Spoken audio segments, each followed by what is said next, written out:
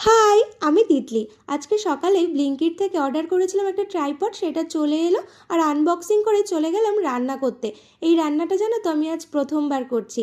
প্রথমেই পটলটাকে ভালোভাবে ছাড়িয়ে নিয়ে তার ভেতরের শাঁসগুলো বার করে নুন হলুদ দিয়ে ভেজে নিলাম। তারপর পটলগুলো তুলে নিয়ে সেই তেলের মধ্যেই একটু কালো জিরে ফোড়ন দিয়ে আগে থেকে একটা পেস্ট করে রেখেছিলাম পটলের শাঁসগুলো, কোরানো নারকেল, আদা আর কাঁচা লঙ্কা দিয়ে, সেটা দিয়ে একটু নাড়িয়ে নিয়েই আগে থেকে কুচি কুচি করে কেটে রেখেছিলাম চিংড়ি মাছ। সেই চিংড়ি মাছ দিয়ে নুন হলুদ একটু শুকনো লঙ্কার গুঁড়ো আর সামান্য চিনি দিয়ে ঢেকে ঢেকে কিছুক্ষণ কষিয়ে নিলাম। কষানো হয়ে গেলেই দিয়ে দিলাম একটু গরম মশলা গুঁড়ো, তারপর নামিয়ে নিলাম। ম্যাগির যে কোকোনাট পাউডার হয় তার সাথে একটু উষ্ণ গরম জল মিশিয়ে রেখে দিলাম, আর পটলের পুরগুলো ভরেও রেখে দিলাম।